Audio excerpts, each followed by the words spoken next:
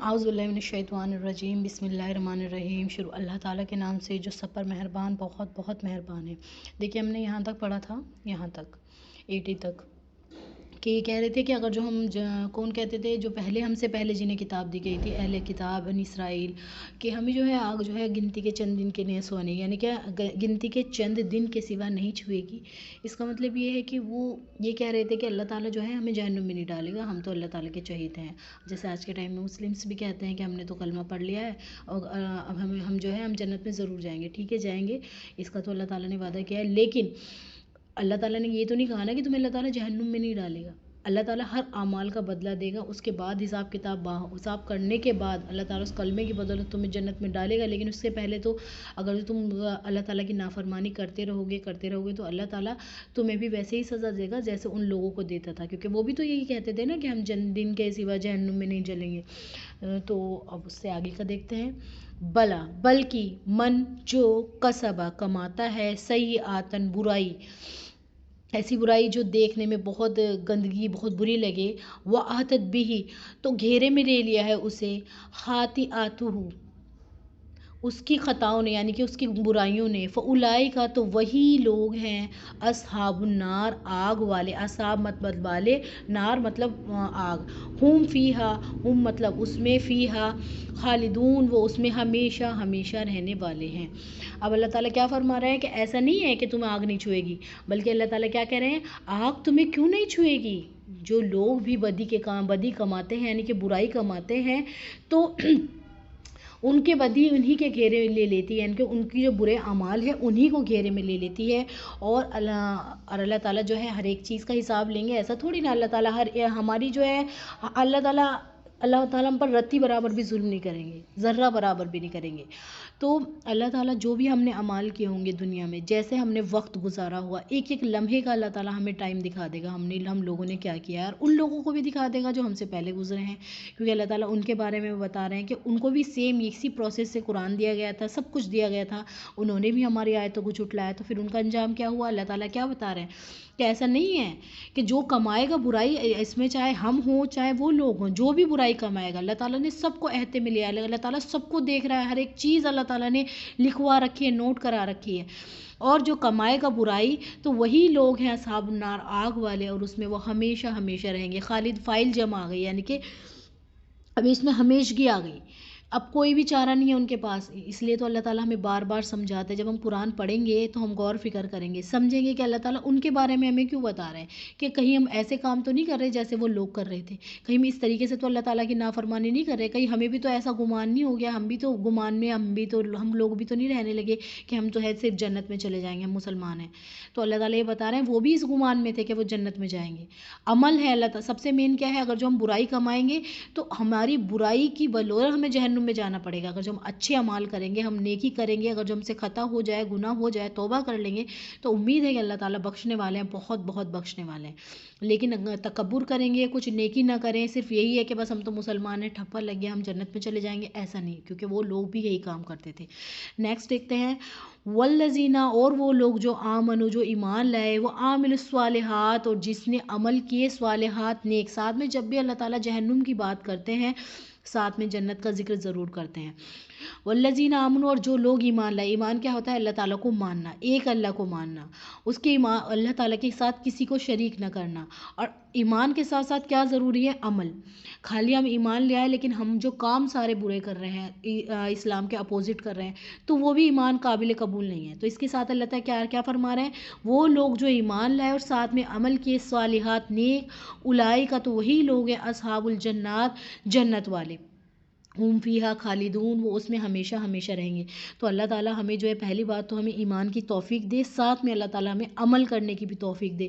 اگر جو ہم قرآن پڑھ رہے ہیں ایسا نہ ہو صرف ہم پڑھانے والے بن جائیں، صرف ہم بات بتانے والے ہوں، عمل نہ کریں۔ اللہ تعالیٰ ہمیں عمل کی توفیق دے، صحیح طریقے سے عمل کرنے والا، تبھی تو ہم ہوں گے نا جنت والے۔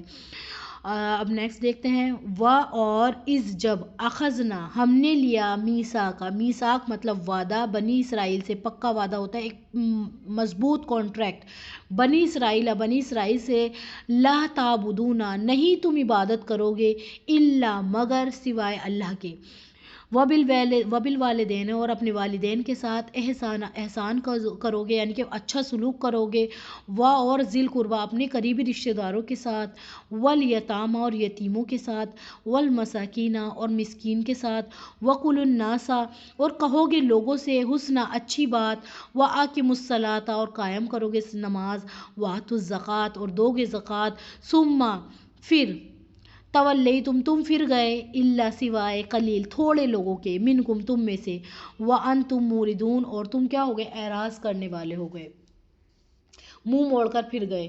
اعراض کرنے یعنی کہ سب کچھ لوگوں کے سوائے باقی سب عہد سے منہ موڑ کر پھر گئے، یعنی کہ اللہ تعالیٰ کی باتوں سے اگنور کر دیا، اللہ تعالیٰ کی باتوں پر دھیان نہیں دیا، منہ اعراض کر لیا، یعنی کہ سیریسلی نہیں لیا اس چیز کو۔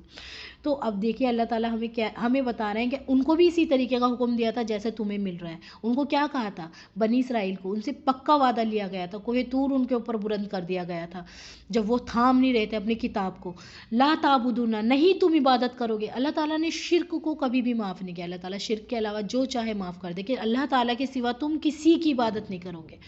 اور پھر دیکھیے اللہ تعالیٰ کی عبادت کے بعد کس کا حق سب سے زیادہ بڑا ہے؟ وبالوالدین، یعنی کہ اب تم کس کے ساتھ، ایک تو اللہ تعالیٰ کی عبادت کرو گے، اس کے ساتھ کسی کو شریک نہیں کرو گے اللہ تعالیٰ کے ساتھ، دوسرا اپنے والدین اپنے ماں باپ کے ساتھ اچھا سلوک کرو گے۔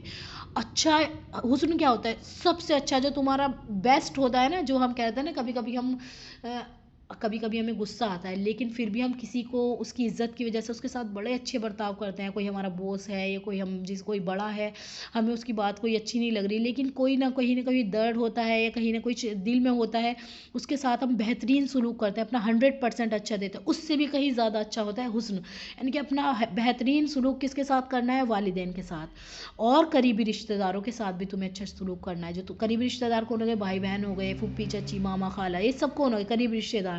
والیتامى اور جو یتیم ہوتے ہیں، اگر جو یتیموں کے ساتھ بھی ہمیں کیسا سلوک کرنا ہے؟ بہت اچھا سلوک کرنا ہے، کیونکہ ایک تو ان کے والد نہیں ہوتے، ان کو اور زیادہ اچھے سلوک کا اللہ تعالیٰ جانتا ہے کہ ان کے دل جو ہے ذرا سی باتوں پہ وہ رو دیتے ہیں۔ کبھی کسی یتیم بچہ ہوگا نا، وہ تھوڑی سی میچور ایج میں اس کے جن کے ماں باپ کا انتقال ہو جاتا ہے، وہ بہت ایموشنل ہو جاتے ہیں اندر سے، ان کو ایسا لگتا ہے کہ ہمارا کوئی نہیں ہے، تو ان کے ساتھ بھی بہت اچھا سلوک کرنا ہے، یہ نہیں کہ کسی کو حقیر سمجھو۔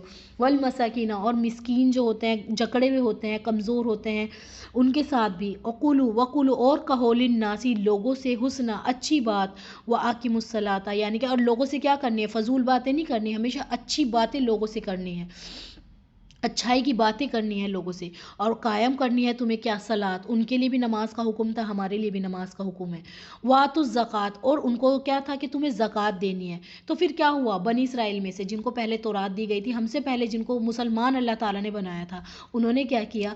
تھوڑے سے کے علاوہ تھوڑے سے لوگوں نے تو اللہ تعالیٰ کی بات مانی، اچھا سلوک، اللہ تعالیٰ کی عبادت میں کسی کو شریک نہیں ٹھہرایا، اچھا سلوک کیا ماں باپ کے ساتھ، اپنے قریبی رشتہ داروں کے ساتھ بھی، یتیموں کا بھی، مسکینوں کے ساتھ بھی، اور لوگوں تک اچھی بات، لوگوں کو اچھی بات کہی، اور نماز بھی قائم کی اور زکوٰۃ بھی دی۔ لیکن یہ کس نے کیا؟ بہت تھوڑے، قلیل کس کو کہتے ہیں؟ بہت تھوڑے لوگوں کے، ان میں سے، وانتم موردون اور زیادہ تر کیسے تھے؟ اعراض کرنے والے، اللہ تعالیٰ کی نافرمانی کرنے والے۔